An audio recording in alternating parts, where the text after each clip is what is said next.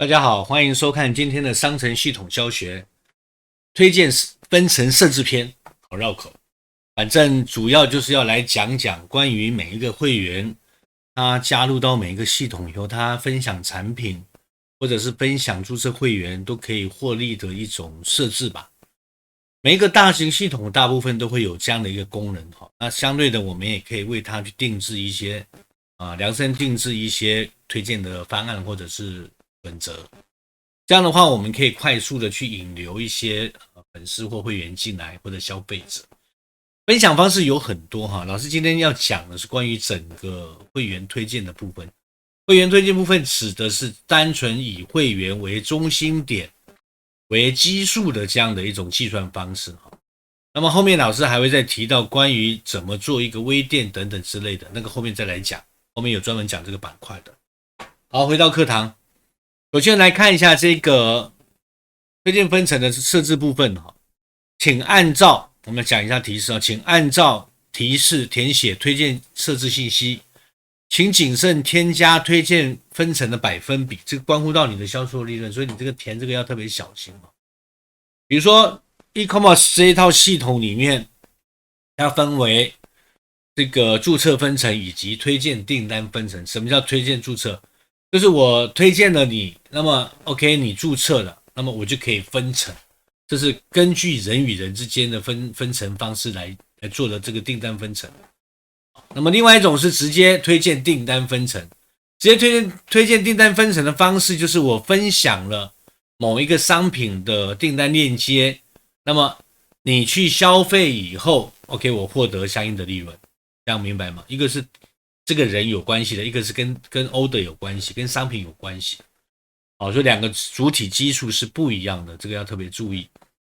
接着我们来看一下它的一些设置方式哈。那么你可以设置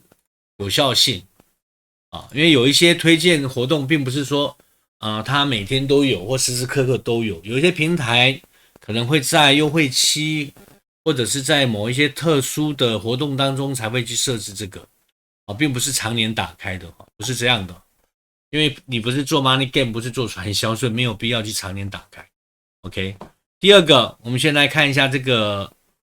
推荐注册的分层方式哈。假设我们来看它的推荐有效期，就是我推荐你的，比如说365天，这一年里面的所有消费都跟我有关系。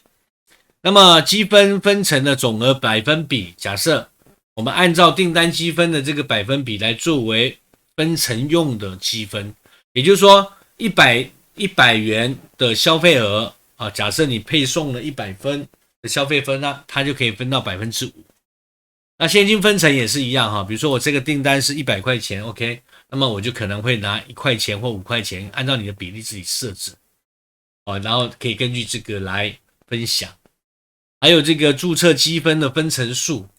这个主要是用来作为升级用的，这个之前在会员管理里面，你们去看一下会员管理篇就能看到了，大概就是那个概念。然后你可以无限制的去设置一些分享的内容跟比例。OK， 那这个设置是不是完毕了？那我们来看一下前台会员的部分。那么每个会员他的会员中心都会有一个这样的代码，你可以复制给别人去注册。那么也可以通过手机版本的这个二维码 QR code 也可以去分享。那所有的分享的统计的这一些数据都会在你的这个会员中心里面会体现出来。OK， 那这个部分都好了，对吧？那我们来看一下，当你所有的分层都有了以后，这里要特别关注order 的分层部分是要根据平台所设置的完成交易时间来进行分层管理的。什么意思呢？比如说今天在中国大陆地区或台湾地区，台湾它可能有一些消费的这种完成交易的这个鉴赏期是不一样的，这要特别注意比如说14天好了，我们有14天的鉴赏期或者是无理由退货期这种情况。那这样的话是等这14天完成了交易以后，这个分层记录这里才会出现，出现完以后财务会根据分成订单去核对是不是完成交易了，是的话款项也没有问题了，不用再退货退款了，这个时候才会进行分成所以这个部分同学们一定要特别注意这些小细节都很重要。今天的推荐分层管理篇就讲到这里。那一样有问题给下方评论区给老师留言，或者是给老师直接写 mail， 老师会直接一个一个给你们回复，然后或者录制更详尽的说明给到大家，如果讲得不清楚的情况下。那别忘了点击订阅、分享、开启你的小铃铛，关注老师。我们下堂课再见，拜拜。